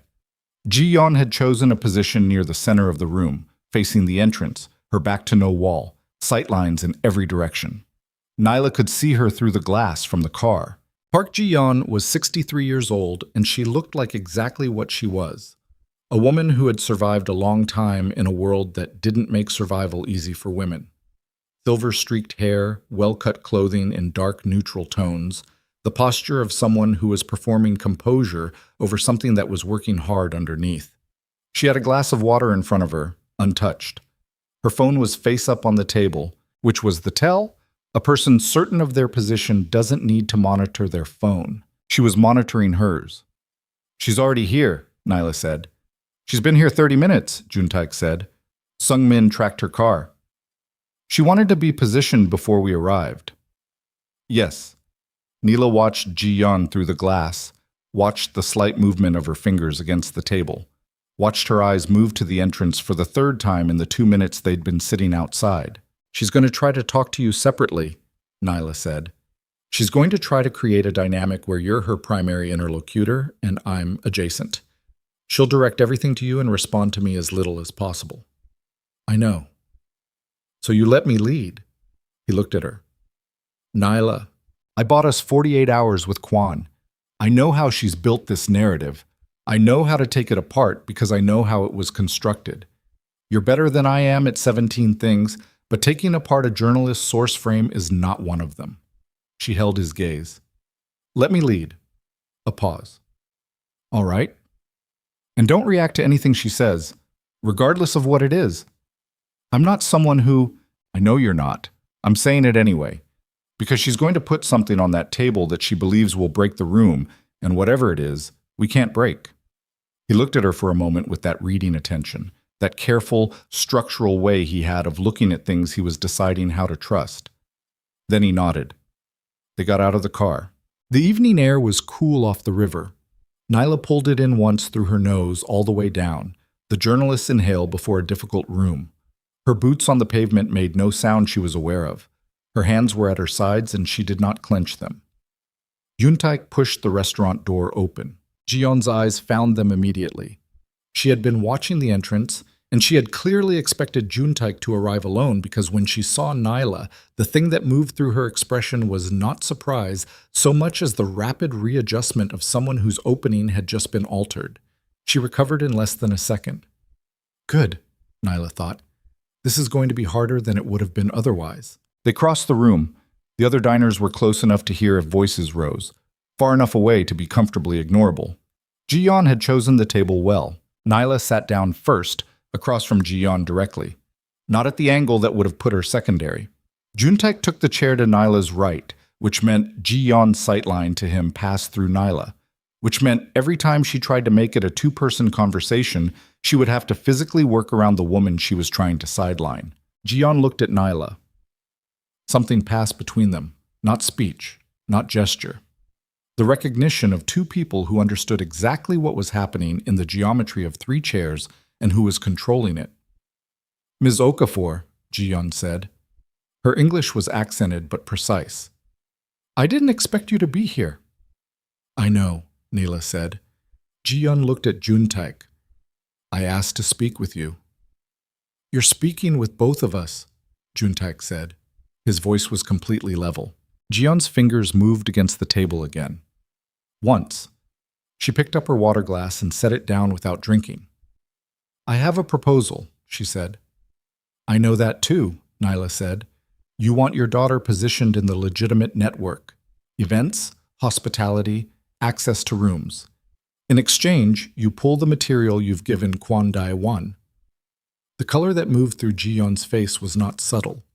We've already spoken with him, yes." Nyla kept her voice easy, conversational, the voice of someone discussing terms rather than conducting a confrontation. He's agreed to hold for 48 hours while I provide documentation that contradicts the narrative you gave him. So the material you're holding right now is leverage against a story that may not run regardless. She paused. Which changes what you have to offer. Ji-yeon looked at Juntaik. She speaks for exactly as much as I do, Juntaik said. His voice had dropped a register, not loud, not threatening in any theatrical sense, just final in the way certain statements are final. Whatever you say to me, you say to her. If that's not acceptable, we can end this now. Ji-yeon's jaw tightened. She looked back at Nyla. There was something in her face now that hadn't been there at the beginning of the conversation. Something that had come in through the back of her expression the way fear does when it can no longer maintain the shape of confidence. She was reassessing, rapidly. The structure she'd spent months building was not falling, not yet, but it was showing her the places where it could. You haven't spoken to Kwon, she said. You're bluffing. Call him, Nyla said. She pushed Yuntaik's phone across the table. Kwon's number was on the screen, call duration from 40 minutes ago visible in the recent log. Ji-yeon looked at the screen. The thing that happened into her face in that moment was something Nyla would remember with absolute clarity for a long time afterward. The specific private collapse of a person watching the load-bearing wall of their position develop a crack they hadn't engineered and couldn't stop. It lasted less than 2 seconds. Ji-yeon was too practiced to let it last longer. But it had been there. She didn't pick up the phone. The dinner, she said. Her voice was still controlled. But something in the control was effortful now in a way it hadn't been before. The textile magnate's dinner in Tokyo, the host's connection to the CO restructuring timeline. Kwon doesn't have that yet. No, Nyla said. He doesn't. I give him that, and the 48 hours means nothing. Possibly, Nyla said. Or possibly I can demonstrate that the dinner was incidental, the host connection was peripheral, and the story you're trying to build is a personal attack dressed as investigative journalism. And Kwon, who has 2 years of professional credibility invested in this beat, decides he'd rather not be the weapon you use to settle a social dispute. Ji-yeon looked at her, really looked at her, the way she hadn't looked at her in the boutique, not through the lens of what she needed Nyla to be, but at the actual person across the table. You would go to the public with this, Ji-yeon said slowly. I would write about it, Nyla said. Yes. Exactly what happened today, and why and who arranged it, and what the purpose was. I would write it the way I write everything. Documented, verified, precise. And I would publish it before Kwon publishes anything. She leaned forward slightly. Because I'm a journalist, and this is a story. The table was silent. Ji-yeon's hand on the glass was not quite steady. She looked at Juntaik. You would allow... I would step back, Juntaik said, and let her work. Something in Ji-yeon's composure made a sound, internally, that didn't reach the surface, but that Nyla heard anyway. The sound of a structure under load discovering the exact point where load becomes too much. Ji-yeon had come to this table with a hand she believed was strong. She was discovering, card by card, that she had misread it. She sat very still for a moment. What do you want? She said finally. And the voice had changed. Not broken. Ji-yeon was not someone who broke easily, but stripped of the architecture of strategy, down to the actual question underneath it. Nyla looked at her across the table. I want you to contact Kwon tonight, she said. I want you to tell him the material you provided was incomplete and potentially misleading. I want you to retract the framing. She paused. And I want the name of the production contact at my journal who gave you the draft. Ji-yeon's chin came up. The contact is mine, she said. The contact committed a crime, Nyla said. That's not negotiable. And if I refuse? Nyla looked at her for a long moment. Then we find out, she said quietly. Which one of us writes faster? The silence that followed was the longest of the evening. And then Ji-yeon's phone, face up on the table where she'd been monitoring it all night, lit up with a notification. Ji-yeon glanced at it involuntarily, the reflex of someone who'd been waiting for a specific message, and the color left her face completely. Nyla didn't look at the phone. She kept her eyes on Ji-yeon's face.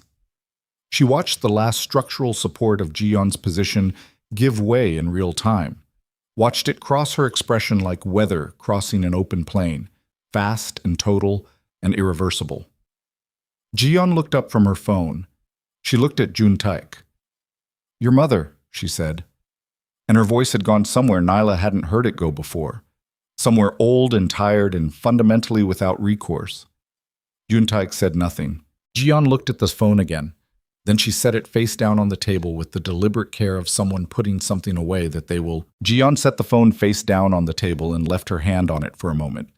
Flat, pressing slightly, the way a person presses on a wound they're not ready to look at. And then she lifted her hand and folded both of them in her lap and sat very still. The restaurant moved around them. A server crossed the room behind Ji-yeon's shoulder carrying something on a tray. Two men at a window table laughed at something one of them had said. The city outside did what cities do. Indifferent, continuous, completely unaware that something was ending at a center table near the river. "What did she send you?" Ji-yeon said. She was asking Jun Taek, but she wasn't looking at him. She was looking at her hands in her lap, at the particular geography of her own fingers, as though she were reading something written there. "A letter," Jun Taek said. "What kind of letter?" "The kind she writes when a decision has been made." Ji-yeon absorbed this. A single, slow breath. In through the nose, measured, the kind of breath that is doing double work because it has to carry more than oxygen. "She's calling the debt," she said. "All of it." The phrase landed between them without drama. No raised voice, no theatrical weight, just the flat, clean reality of three words that meant everything in the world Ji-yeon had built her life inside. 30 years of accumulated favors, social currency, carefully maintained relationships.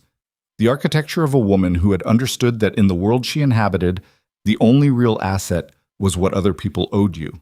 And Eom Hae-ran, who had been keeping books longer than anyone and who never called a debt without having already verified the balance, had just indicated that the balance was zero.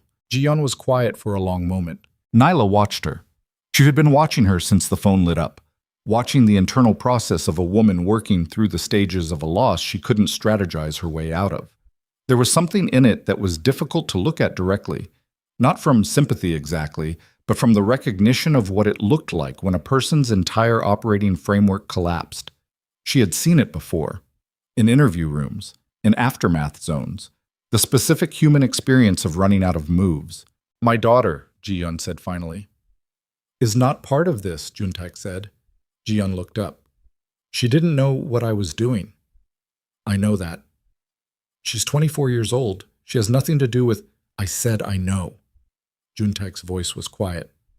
"Whatever happens to your position in these circles doesn't touch her. She hasn't earned that." Ji-yeon looked at him for a long moment. Something moved through her face. Not gratitude. She was too proud for gratitude in this moment, but its structural relative. The recognition of a line being drawn that was fair rather than punitive. She hadn't expected fair.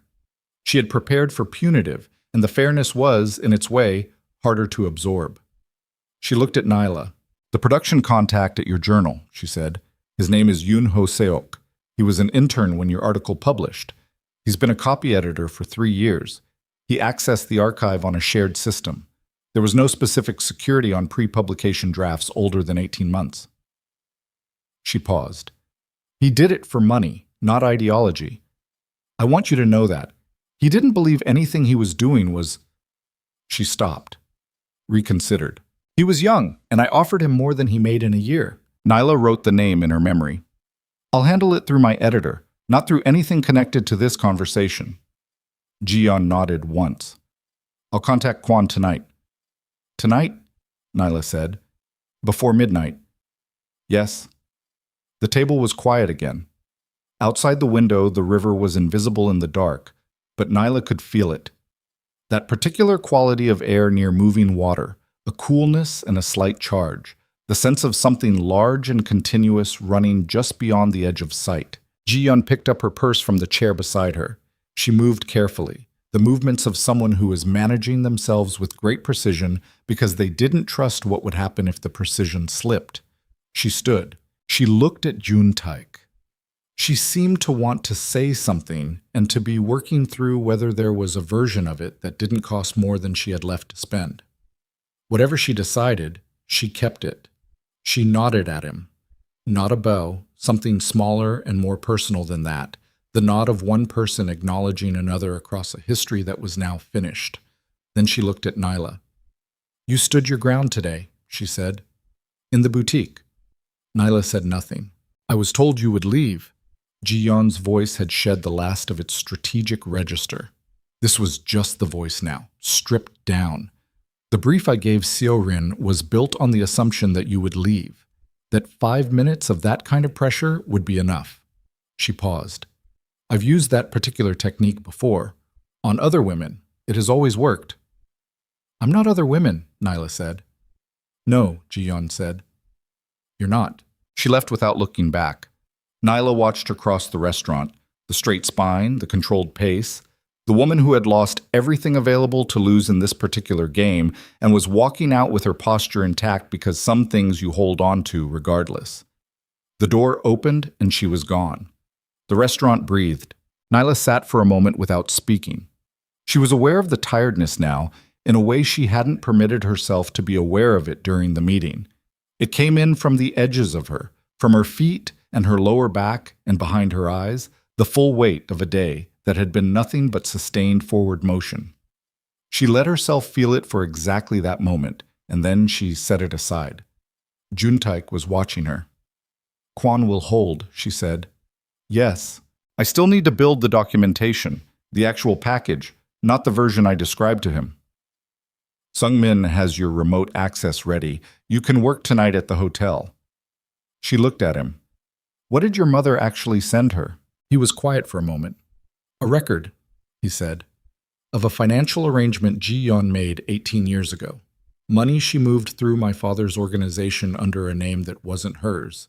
Technically, it made her culpable for something that had been handled quietly but never dissolved. He paused.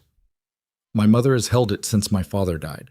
She has been holding it for 18 years because Ji-yeon was useful and because releasing it would have caused damage in multiple directions. He looked at his hands on the table. She released it tonight. Your mother let Ji-yeon operate in your circles for 18 years knowing she had that record. Yes. And she chose tonight. She chose you, he said simply. The words were not dramatic.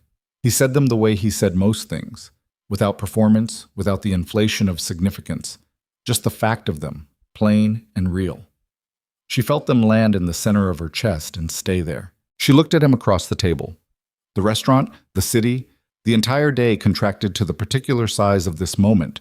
2 people at a table near a river they couldn't see, in a city that had tried to make her small and had not succeeded, looking at each other across the accumulated evidence of a day that had changed the shape of things. I need to ask you something, she said. All right. At the dinner in Tokyo, the textile magnate's dinner, is there any possibility, any version of it, even one you don't fully know, that it wasn't coincidental, that someone arranged for you to be there when I was there? He held her gaze. She could see him taking the question seriously, not bridling, not reassuring her, actually thinking through it. I've asked myself that, he said, since I found out about the host's connection to the restructuring. I've asked myself whether someone in my organization who knew I was doing the restructuring also knew you were the journalist who had written about the companies. Whether someone put us in the same room deliberately. And, I don't know, he said. I genuinely don't know. I've traced the dinner invitation and it came through a legitimate channel, through someone who had nothing to do with any of this. But I can't prove a negative.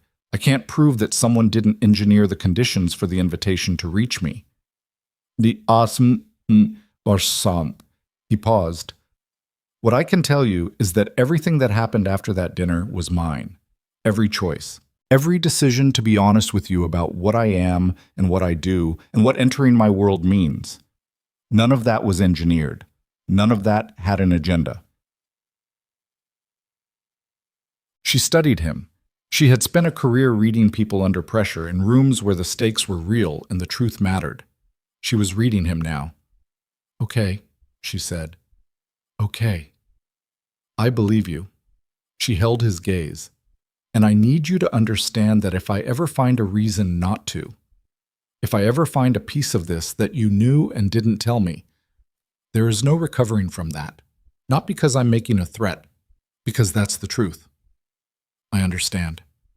Good. She picked up her bag. She stood. He stood. They left a bill on the table that neither of them had paid attention to and walked out of the restaurant into the night air by the river, and for a moment neither of them spoke. The city ran its nighttime frequencies around them. Beck was visible at the car, 50 feet away, reading something on his phone and pretending not to watch the door. "The engagement dinner is tomorrow evening," Seojun Tai said. "I know. My mother is going to be there." "I know that too." "She'll have told the family what happened today, all of it, or the version she chooses to tell." "What version will she choose?" He thought about it. "The true one. She doesn't edit for comfort." "Good," Nyla said. "Neither do I." He looked at her. In the ambient light of the riverfront, she could see his face clearly, the tiredness in it, the thing underneath the tiredness that was something more than relief and something less than peace. The specific expression of a man who had spent the day navigating the consequences of a world he'd built and was now standing on the other side of it with someone he hadn't expected to still be standing there. "Today was—" he started. "Don't summarize it," she said. "Not tonight." He stopped, almost a smile. "No. Tomorrow we summarize. Tonight I'm going to the hotel, and I'm going to work for 4 hours, and then I'm going to sleep. And tomorrow we'll put on the appropriate clothes and go to the dinner and meet your family properly. And the package from my mother," she had almost forgotten. "I'll go back for it in the morning. She'll be expecting you. Then she won't be disappointed." He looked at her for a long moment in the dark by the river. Then he reached out and took her hand. Not held it, just took it.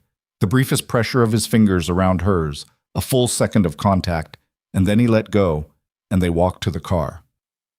She worked until 2 in the morning. The documentation package she built for Kwandai 1 was thorough in the way her best work had always been thorough. Not just complete, but architecturally sound, each piece connected to the next in a way that told a coherent story. Her Seoul trips accounted for, her source correspondence verified, the timeline of the holding company restructuring laid alongside her research timeline in a format that showed not coordination but parallel motion. 2 separate processes that happened to intersect in a city of 10 million people during a period of broad financial activity. She included something she hadn't planned to include, a brief note, personal rather than professional, addressed to Kwon directly. She told him about the boutique, about what had been done and why and by whom. She told him she was not asking him not to write about it. She was offering it to him as a better story, documented and verifiable, about the weaponization of journalism as a tool in a private power struggle. She told him she would provide everything he needed to publish it if he chose to pursue it, and that she had no financial interest in the outcome, only a professional one. She sent the package at 2:17 in the morning. At 2:43, her phone showed a message from an unknown number that resolved when she checked the routing to the same channel Ji-yeon had used earlier. 2 words. "It's done." Ji-yeon had called Kwon. Nyla set her phone down on the desk and looked at the window. The Seoul skyline was doing what skylines do at this hour. Stripped of its daytime performance, the actual bones of it visible, just light and structure and the dark spaces between buildings where the city breathed. She sat with it for a while. The day from the beginning, the airport, the hotel, the decision to go out alone, the boutique, Seorin's voice, the shutters, Seojun Tai entering the room, Hyeran's apartment and the silk package, and the conversation that had moved in the space of an hour from assessment to something she was still locating the right word for. The restaurant. Ji-yeon's hand pressed flat on her phone, the river she'd felt but not seen. She had arrived in this city less than 18 hours ago. She went to bed at 3 and slept without difficulty, which surprised her. She had expected her mind to keep working, to keep pulling threads. Instead, it let go, and the sleep that came was deep and without narrative. Just dark, just rest, just the body doing what it does when it has been asked to sustain more than usual and finally given permission to stop. In the morning, she went back to Hanam. Hyeran's building in daylight was different from the building it had been at night. Smaller looking, more ordinary, the architecture of it clearer without the dark pressing against its edges. Neela came alone. She had told Seojun Tai she would handle this part without him, and he had not argued, which she appreciated. The household assistant who answered was not the same one as the night before. This one was older, with a manner that was warmer without being familiar, and she led Nyla through the same corridor to the same sitting room. Hyeran was at the window again. This seemed to be where she thought. The window, the city below, the particular discipline of looking outward when the internal landscape required management. She turned when Nyla entered, and in the morning light she looked different too. Not older exactly, but more dimensional. The controlled severity of the night before had something alongside it now, some texture that daylight brought out. The silk package was still on the low table where Nyla had set it. "You came back," Hieran said. "I said I would." Hieran looked at her for a moment. "Kwan is not publishing the story Ji-yeon brought him." "No. He is, however, considering a different story." "That's his choice to make," Nyla said. "It's a legitimate story. I won't interfere with it." Something in Hieran's face shifted. "You would allow a story about your own." "I would allow an accurate story about what happened, yes." Nyla held her gaze. "That's how it works in my profession. You don't get to control the story. You only get to make sure the true version is available." Hieran was quiet for a moment. "Ji-yeon," she said. "Her daughter." "I told him what Juntaek told me, that the daughter had no knowledge of what was being done." Nyla paused. "He'll make his own decisions about what to include, but I gave him the context." Hieran looked at her with that reading attention, the deep structural kind that felt less like being studied and more like being recognized. "You could have used the story yourself," she said, "to establish your position, to make it clear to everyone in these circles what happened and what it cost Ji-yeon. That would have been," she searched for the word. "Efficient," Nyla said. "Yes, I know." She met Hieran's eyes. "I chose not to because using it that way would have made me someone who uses people's damage as leverage, and that's not who I am, even in this world." She paused. "Especially in this world." The room was quiet for a long moment. Hieran crossed to the low table and picked up the silk package. She held it out. Nyla took it. In the morning light, she could see the textile more clearly than she had the night before. The gradations of blue, the seams in the piecing technique, the specific patience that had gone into it. It was a beautiful thing, not because it was expensive, because it was made by someone who understood what they were making. "I bought it 3 weeks ago," Hieran said, "before I knew what Ji-yeon was planning, before any of this. Juntaek told me. I want you to understand why." Hieran stood straight, her hands folded, her voice carrying the careful weight of a woman choosing words that would land accurately. "I have been in this life for 50 years. I have watched women enter my family's world, and I have watched what it does to them. Some of them were strong before they entered, and the world made them into something colder and more careful than strength should have to be. Some of them believed love was protection enough and learned otherwise at a cost that was not fair." She paused. "I have been looking for a long time for someone for my son who would not need to be either of those things. Someone who already understood that a room belongs to the person who decides it does." Nyla held the package and held Hieran's gaze and felt the weight of what was being said. Not the sentiment of it. She was careful about sentiment, but the structural truth underneath it. The recognition. "I'm going to make mistakes in this world," Nyla said. "I'm going to get things wrong. I don't know all the rules, and some of the rules I know I'm going to disagree with." "Yes," Hieran said, "and I'm not going to stop being what I am because it's inconvenient. My work is mine. My voice is mine." "Yes," Hieran said again. "I want to make sure we understand each other about that." "We understand each other," Hieran said. "Completely." A pause. The morning held around them. "There is one more thing," Hieran said. "Seorin, the boutique director. She has been terminated." Hieran said it plainly. She followed instructions she should have refused. That is her responsibility regardless of who gave them. But she was also a tool, and tools don't choose the hand that holds them. She looked at Nyla. "I wanted you to know that I didn't leave it unaddressed." "I appreciate that." Nyla paused. "What happens to the boutique?" Hieran looked at her. Small silence. "That hasn't been decided." Nyla thought about what she wanted to say.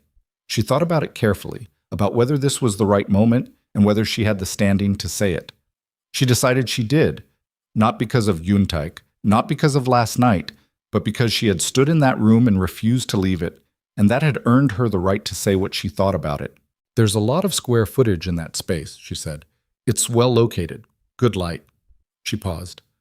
A fashion and textile program for young women who couldn't otherwise access that kind of training would be a better use of it than another boutique that decides who belongs based on what they look like. Hyeran looked at her for a long moment. That would be expensive, she said. Yes, Nyla said. It would. The almost silence between them held for a moment. Then something in Hyeran's expression did what expressions do when a decision is made somewhere behind them. Settled, clarified, arrived. I'll have someone look into the costs, she said. Itu. The engagement dinner was held in the private dining room of a restaurant that Seojun Tai's hospitality group owned, not one of the flagship properties, something older and quieter, a room with low lighting and long tables and the kind of acoustics that absorbed conversation and kept it at the table where it belonged. 14 people. Family, the inner circle of it, cousins, an uncle who had flown from Busan, 2 women who were Hyeran's generation and had been inside the organization's social world since before Seojun Tai was born. Nyla arrived with Seojun Tai. She wore something she had packed knowing she might need it, a dress in deep burgundy, simple cut, the kind of clothing that said nothing that needed saying because it was comfortable in its own skin. She carried nothing. She had left the silk package at the hotel, safe, for later. The room looked at her when she entered. She had expected that. 14 people who knew everything that had happened yesterday, or the version of it Hyeran had chosen to pass through her channels, which amounted to the same thing. She met every set of eyes that found her without aggression and without performance, just the level return of someone who had decided the room was already hers. Hyeran was seated at the head of the table. She looked at Nyla when she entered and gave a single nod. Small, precise, identical to the nod she had given Seojun Tai in the boutique doorway the night before, the nod of someone acknowledging another across a shared understanding. Nyla returned it. Dinner lasted 3 hours. She spoke when she had something to say and listened more than she spoke, and she asked 2 of the older women questions about their own histories. The real questions, the journalist questions, the ones that went beneath the surface into the actual texture of lives lived, and they answered her with a warmth that surprised her. Or didn't surprise her, because she had learned a long time ago that people respond to being genuinely seen. The uncle from Busan told a story about Seojun Tai at 17 that made the table laugh, and Seojun Tai look at the ceiling with the expression of a man accepting an old embarrassment. Nyla laughed too, genuinely, completely, the laugh that comes up from the body when something is actually funny and you're not monitoring whether it's appropriate. Hyeran, from the head of the table, watched her laugh. Later, when the dinner had wound down to its last hour and the table had contracted into smaller conversations and Seojun Tai had been pulled into a discussion with his uncle that required both of them to be standing, Hyeran came to sit beside Nyla. They sat for a moment without speaking. It was a different silence from the silences of the night before, not pressurized, not freighted, just 2 people at the end of a long day in a warm room. The program, Hyeran said quietly, for the boutique space. My associate called this afternoon. The preliminary numbers are significant but not impossible. I'd like to be involved, Nyla said, if that's acceptable. Not as a figurehead, actually involved, in the design of the curriculum, in who benefits from it. Hyeran looked at her. You would stay involved in something like that, with your schedule. I travel for work, Nyla said. I don't disappear, there's a difference. A pause. Yes, Hyeran said, there is. The room moved around them, the quiet sounds of an evening ending, glasses being cleared, the distant sound of someone laughing in the corridor. Seojun Tai was visible across the room, his profile against the wall, something in the set of his shoulders that was different from the set of them in the boutique, in the operations room, in the restaurant by the river. Looser. Something allowed to be loose that had been held tight for a long time. He felt her looking and turned. Across the room, through the warmth and the noise, and the distance of a table that had held their engagement dinner, he looked at her. She looked back. Weeks later, 4 weeks, and Nyla would not have said those weeks were easy because they were not. They were the weeks of documentation filed in a story published by Kwan that ran in a Seoul-based edition and generated 2 days of significant attention before being overtaken by other news. The weeks of calls with her editor and a quiet conversation with host Seok that ended his copy editing career without ending his ability to find other work. The weeks of learning the rhythms of a life that moved between her world and Juntaik's in ways she was still mapping. 4 weeks later, she sat at the desk in the apartment she had taken in the Mapo district, her own place in this city, negotiated with the same intention with which she negotiated everything, and she worked. The window in front of her faced west. In the evenings, the light came through it at a low angle that turned everything in the room briefly gold before it went. The Han River was visible from this angle if you knew where to look. A strip of dark movement between buildings, easy to miss, impossible to unsee once you'd found it. She was writing. Not the Quan piece. That was behind her. Something new. The piece she had been building in the back of her mind since the moment the boutique shutters came down. The piece about rooms, about the architecture of exclusion, about the way certain spaces are constructed to communicate to certain people that they do not belong, and about what it costs, and about what it means to refuse to accept that communication as final. She was not writing about herself specifically. She was writing about the pattern of it, the systemic grammar of it, the way it operates across cultures and contexts and class lines and every other line human beings use to establish who is inside and who stands at the glass. She was writing it the way she wrote her best work, from inside the thing, from the place where experience and analysis met and produced something that was neither purely personal nor purely abstract. She had been writing for 2 hours when her phone buzzed. A photograph from Juntai, taken, she could tell from the background, somewhere in the northern part of the city. A construction hoarding around a building. The former site of Maison Uel, the signage already gone, the windows covered with the paper that meant work in progress. On the hoarding, someone had written in large temporary letters, "Coming soon. Uel Textile Arts Foundation." Below the photograph, a single line from Juntai. "They broke ground today." She looked at it for a long time. Then she set her phone down and turned back to her window and the strip of river she could see between the buildings if she knew where to look, and she thought about what it meant to claim a room. Not once, not in a single dramatic moment, but continuously. Every morning, every city, every space that had been designed with someone else in mind. She had walked into a boutique in Cheongdam-dong on a Tuesday afternoon wanting to buy a gift, and the room had tried to make her into a question mark. She had refused. That refusal had cost her something. The ease of the exit, the comfort of not knowing, the protection of not being seen clearly. It had cost her a day she would not have chosen and a knowledge of this world she could not unknow. But she had not left the room. And the room, this city, this life, this thing she was building with both hands in full knowledge of what it contained. The room had changed around her because she had stayed. She turned back to her screen. She began to type the paragraph she had been building toward for 2 hours, the one that sat at the center of everything the piece was trying to say, and she wrote it without stopping, without revising, the way the best sentences come. Not composed, but arrived at, because you have been walking toward them long enough that when you reach them, they are already complete. The room belongs to the person who refuses to surrender their place inside it, not the person with the most money or the most history or the most certainty that they belong. The person who simply, stubbornly, at cost to themselves, stays. This is not a statement about courage. Courage is too clean a word for it. It is something older and less heroic and more necessary than courage. It is the decision, made sometimes in the space of a single breath, that you were here before they tried to make you leave, and you will be here after. She read it back once. Then she kept writing. Outside the window, the light moved toward evening, and the city ran its frequencies, and the river moved between the buildings with the patience of things that have been moving longer than anyone watching has been alive. And in a building going up in Cheongdam-dong, the walls that had held exclusion were coming down, fade out,